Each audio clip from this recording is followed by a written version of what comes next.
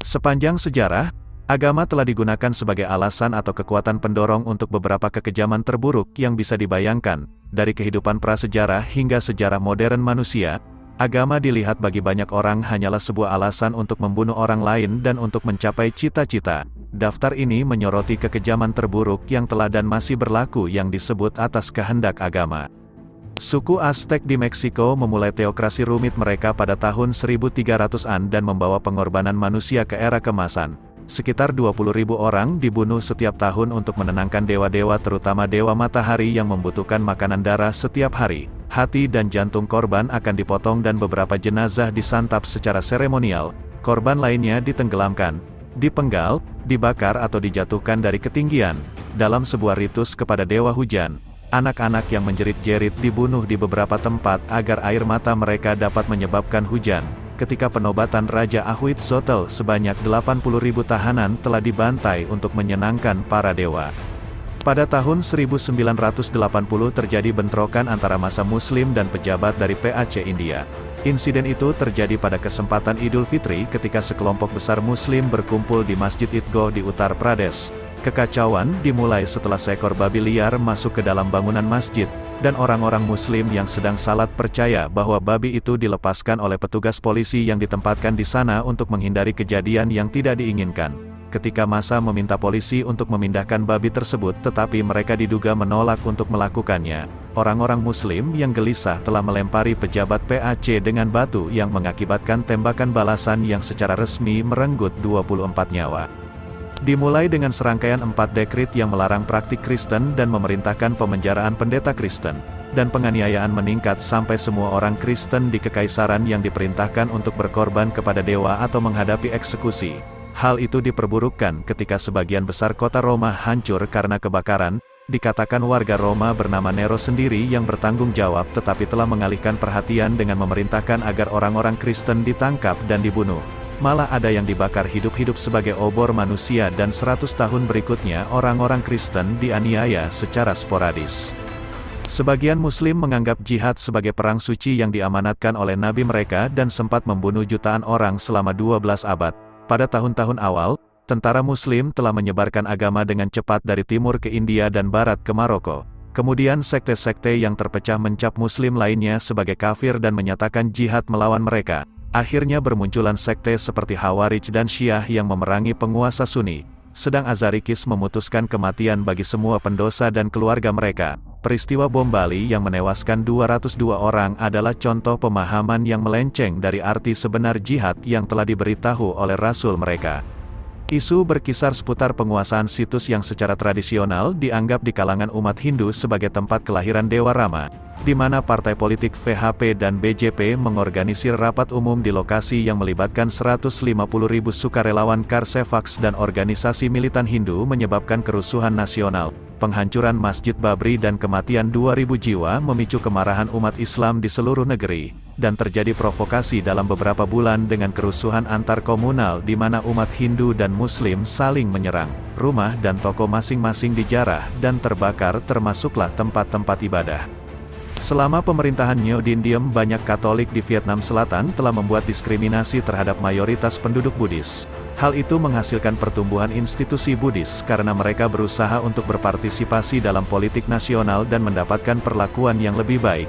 Pemberontakan Buddhis tahun 1966 adalah periode kerusuhan sipil dan militer di Vietnam Selatan, dan sebagian besar terfokus di daerah Corps di Vietnam Tengah, di negara di mana mayoritas Buddhis diperkirakan antara lebih 70% diem memerintah dengan bias agama yang kuat. Sebagai anggota minoritas Katolik Vietnam, beliau selalu mengejar kebijakan pro-Katolik yang memusuhi banyak umat Buddha.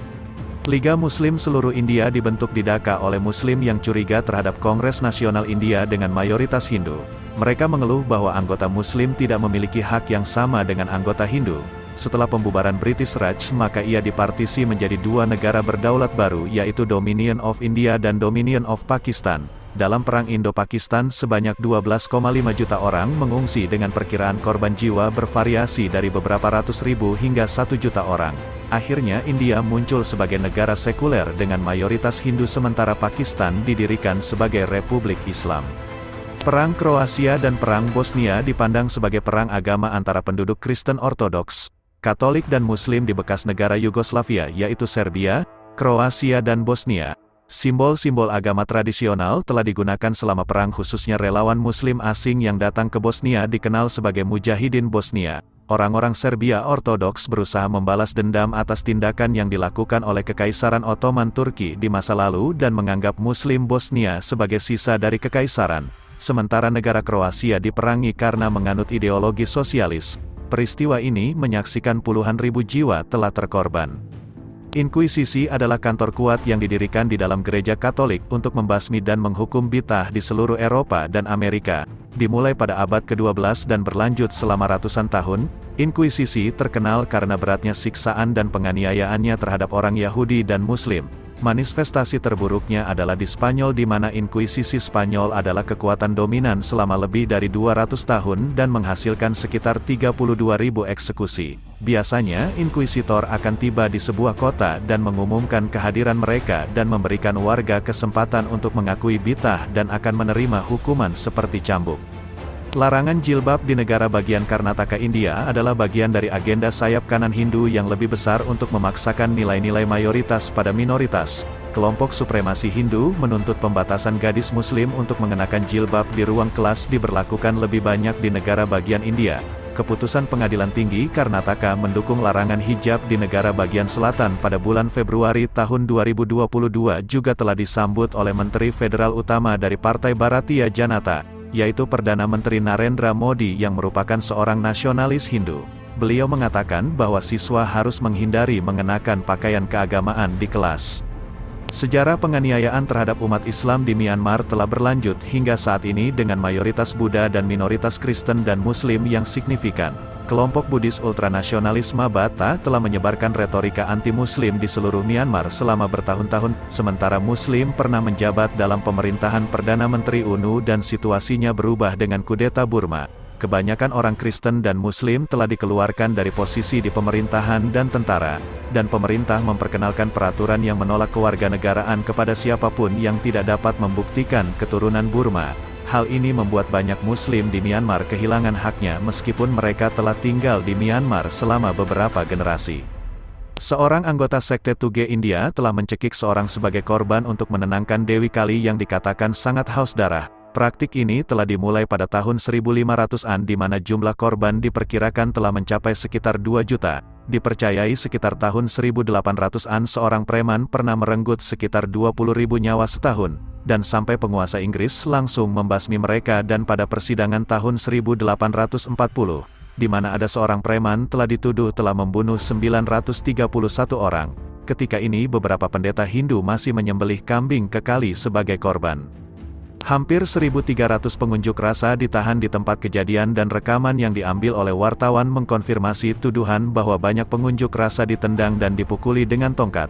Bahkan setelah mereka mematuhi perintah untuk berbaring di tanah, para tahanan kemudian ditumpuk satu sama lain dalam truk dan diangkut ke kamp tentara Inchayut di Provinsi Pattani, Thailand. Perjalanan memakan waktu 5 jam, di mana 78 tahanan telah meninggal karena mati lemas atau organnya kolaps.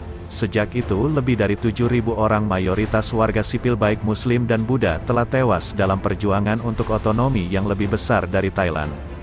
Ketegangan antar etnis Uighur dan Hui muncul karena otoritas Qing dan Republik Tiongkok menggunakan pasukan dan pejabat Hui untuk mendominasi Uighur dan menghancurkan pemberontakan Uighur. Muslim Hui dan Uighur hidup terpisah satu sama lain dan berdoa secara terpisah dan menghadiri masjid yang berbeda.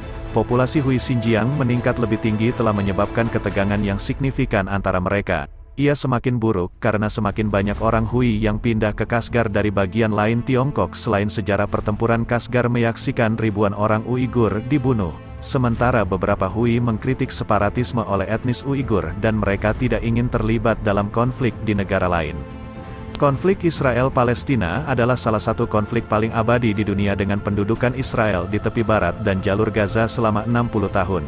Pengakhiran mandat Inggris atas Palestina dan deklarasi kemerdekaan Israel telah memicu perang skala penuh yakni Perang Arab-Israel. dan berbagai upaya telah dilakukan untuk menyelesaikan konflik tersebut.